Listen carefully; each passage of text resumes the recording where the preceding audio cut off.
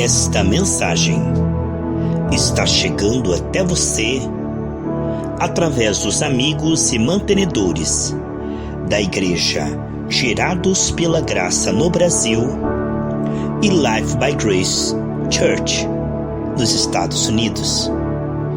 Que a graça de Deus, a virtude, o Shalom do Senhor inunde o seu coração agora, em nome de Jesus.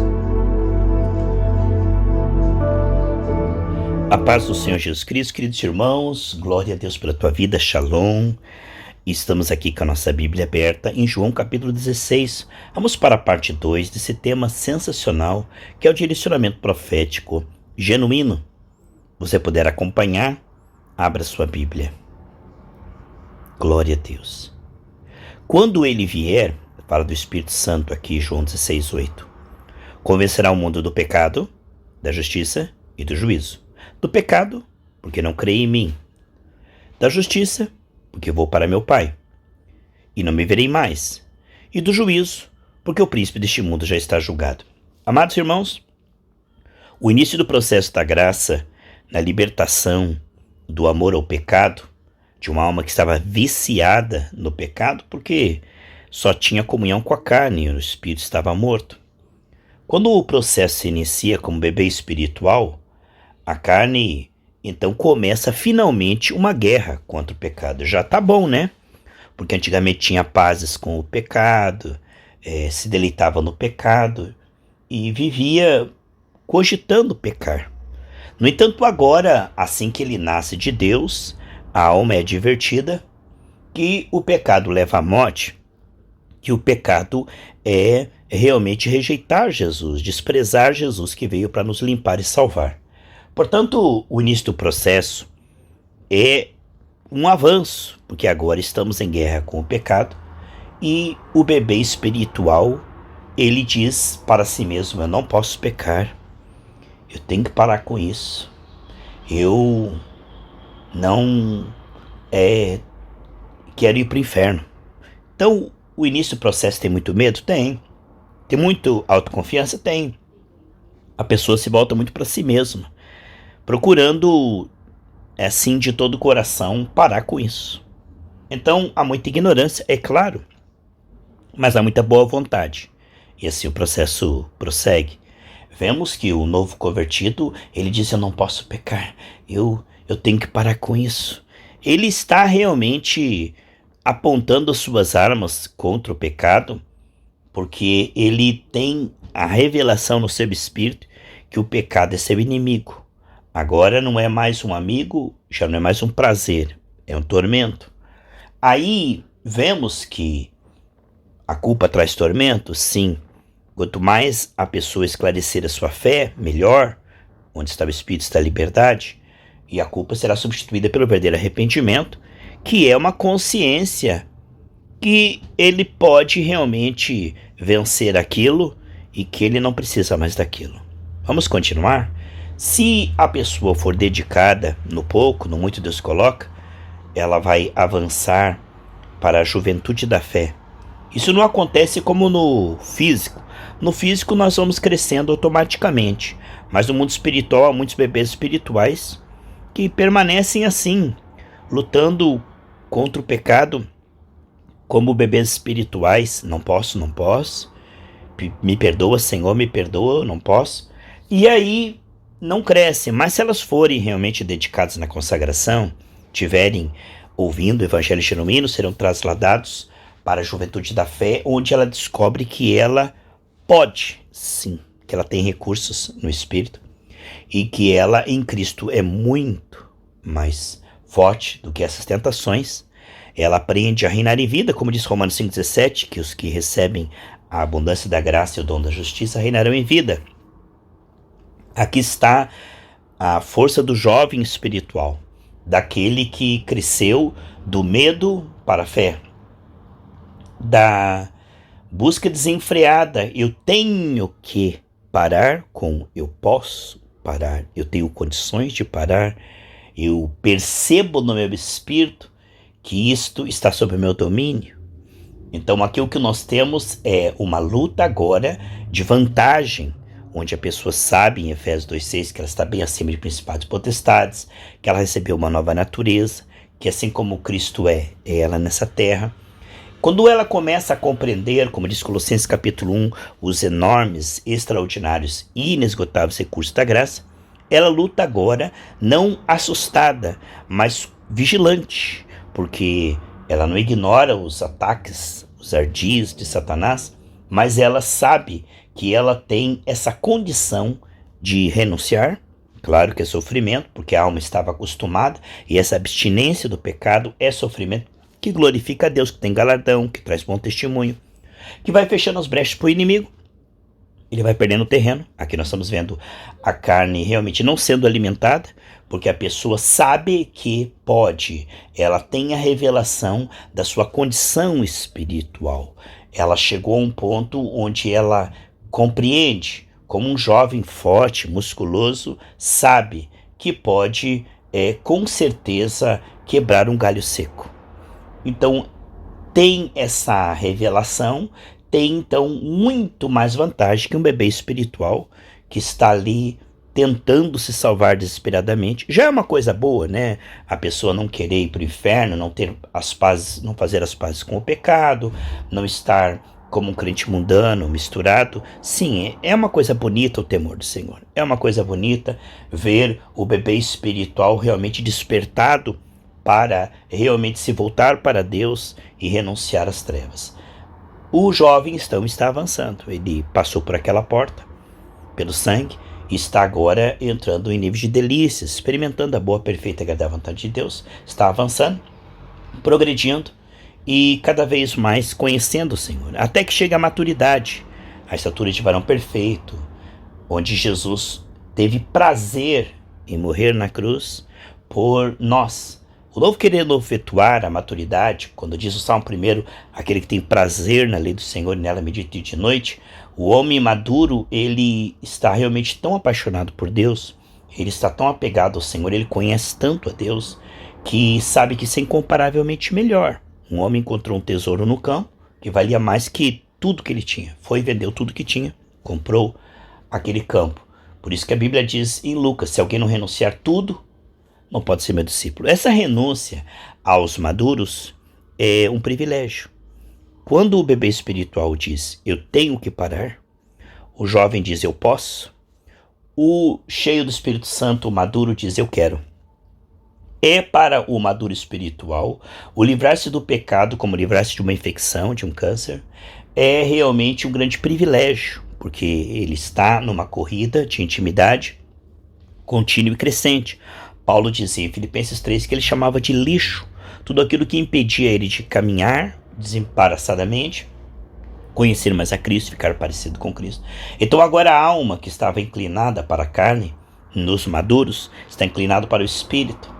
E ele já teve muita experiência com Deus e Deus tornou-se tão precioso que é incomparavelmente melhor. Quando José é tentado pela sua esposa, pela esposa do seu patrão, ele diz, olha, como é que eu vou trair o meu Deus que está me vendo? Então essa consciência, essa amizade, essa intimidade que foi construída com o Senhor, faz com que essa pessoa, ela não quer mais pecar. Não que ela se torne uma pessoa perfeita, não que ela não vá pecar involuntariamente, mas está pendendo a alma para o Espírito, no sentido de que o que ela quer agora é Deus. O que ela quer agora é se parecer com o Senhor, ganhar vidas. Ela passou desse processo de desprezo a Deus, de ignorância, de amor pelo pecado. Hoje o que vemos então, o pecado é um acidente, assim como um adulto que sai de casa, não premedita, eu vou cair, esfolar o joelho, mas eu tenho metilate na bolsa. Não. Ele realmente sai dizendo, eu não vou cair. Ele não tem esse propósito, essa pretensão, nesse desejo. O maduro na fé, ele diz, eu não quero pecar. Eu não vou pecar, Deus vai me manter. Ele tem realmente essa atmosfera, como diz Gálatas 5,16, ande no Espírito, e você não cumprirá os desejos da carne. Essa maturidade é que enquanto ele está adorando a Deus, orando em línguas, envolvido com as coisas do Espírito, evangelizar, dar bom testemunho, não sobra espaço Como diz Romanos 13,14, revestivos do Senhor Jesus Cristo, e não deis lugar à carne. Nós não temos obrigação nenhuma de atender os apelos da carne. Esses apelos eram gritantes, nossa alma estava viciada no pecado no início. Esses apelos eram realmente sedutores no início, depois se tornam desconfortáveis, né, no jovem, porque realmente o impede de alcançar a plenitude, e na maturidade se torna realmente uma tragédia, uma blasfêmia, uma abominação, realmente poder ver Satanás no pecado, poder ver realmente toda malignidade. Isto é uma coisa muito bonita de ver o crescimento do cristão, aquele que realmente perseverou. Como é belo ver uma alma que se volta para o Senhor, é iluminada, se apega no Senhor, não serve por medo nem por necessidade. Deus ama o que dá com alegria. Veja, medo, necessidade, alegria. Tristeza, necessidade, alegria. Agora, o que nós vemos é que nós queremos incentivar, através dessa série, que você não pule fases. Não adianta você querer estar lá no topo, se você está começando. Nós temos um público bem heterogêneo, ou seja, vários tipos de pessoas, né? Umas que estão recebendo Jesus, outras que já estão maduras, outras que estão voltando para o Senhor. Então, na verdade, esse tipo de mensagem não é senão um incentivo. Não é outra coisa, senão o incentivo a você partir da onde você está, né? Pedro, quando ele pecou, Jesus avisou ele teimou, pecou. Jesus não jogou isso na cara quando voltou. Jesus não o condenou, mas o levou ao arrependimento. Há uma grande diferença entre Jesus condenar, humilhar, e Jesus nos convidar ao arrependimento e ter essa oportunidade de sair do amor ao pecado, ser liberto pela própria graça. Jesus vem e restaura Pedro, o conduz ao arrependimento, o conduz à libertação, mas em momento nenhum Jesus o condena. Em momento nenhum Jesus o desdém dele, ou escarnece dele, ou o despreza. Então nós vemos que a questão do arrependimento é verdadeiramente a libertação pela graça. Ela é bem diferente da cobrança religiosa. Veja que Judas, ao pecar, chegou para os religiosos e eles escarneceram dele. O problema é teu. Quem mandou?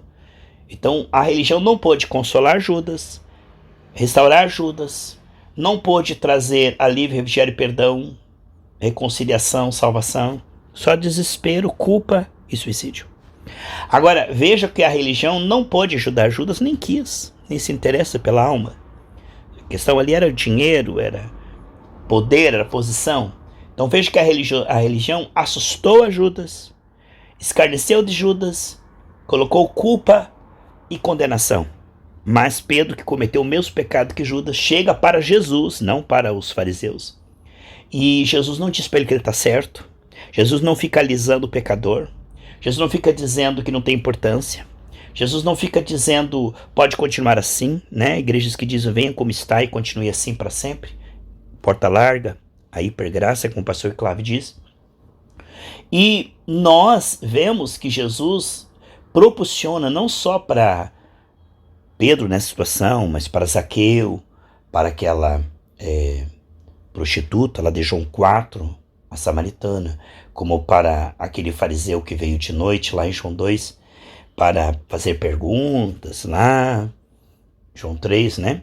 Então ele veio lá, o sacerdote, e Jesus responde para ele que se ele não nascer de Deus, ele não pode receber o reino dos céus. Essa habilidade de Jesus falar com um sumo sacerdote aí, não, com um sacerdote, né, Nicodemos, religioso, ou com uma prostituta, ou com alguém que caiu como Pedro, restaurando ele, trazendo-o de volta. A maneira como Jesus aborda as pessoas, nunca alisando e dizendo que o pecado não tem importância, mas sempre os ajudando e criando uma atmosfera para o arrependimento. Isso podemos ver claramente quando Jesus lava os pés dos discípulos. Pedro diz, não, de maneira alguma você vai ver a sujeira dos meus pés, né? O que é o lava-pés se não criar uma atmosfera propícia para você ver a sua sujeira e o Senhor te limpando? a necessidade de ser limpo pelo próprio Senhor.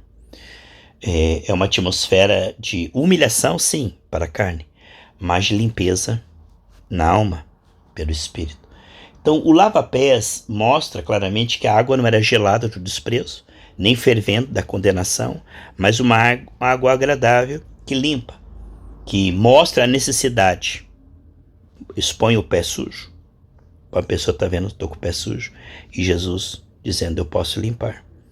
Então, essa analogia do lava-pés mostra claramente esse equilíbrio de nem condenar o pecador e nem absolvê-lo, mas ajudá-lo pela graça a se arrepender e largar o pecado.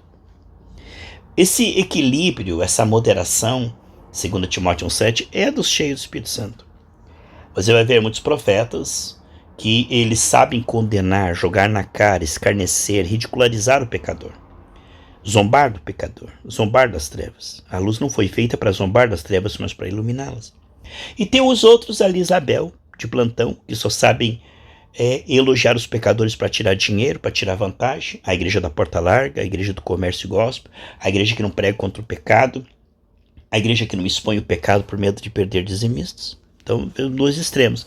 E a moderação, o evangelho genuíno, o direcionamento profético correto, que não só vai expor o pecado, a ferida, mas vai ensinar como sair do pecado. A graça é o como sair do pecado. Como o Senhor disse, se você pegar alguém na boca na botija, no pecado, com mansidão, restaure ele, para que se converta e se arrependa. Essa habilidade de Jesus de levar o pecador ao arrependimento é uma coisa maravilhosa e linda, que nós possamos chegar a essa maturidade e este equilíbrio de saber como lidar com cada pessoa, uma palavra alcançada como orvalho no deserto, que tem consolação, que tem edificação, que tem exortação, que ajuda aquela pessoa a realmente conseguir não só perceber que aquilo é maligno, que é pecado, mas mostrar claramente pela palavra, pelo Espírito, e ajudar impondo as mãos, com unção, com óleo, para que aquela pessoa consiga realmente ser liberta, não só do pecado, da prática do pecado, que é bom, mas também liberto do amor ao pecado, que é melhor ainda, de maneira que essa pessoa venha amar o Senhor em substituição ao pecado, em nome de Jesus.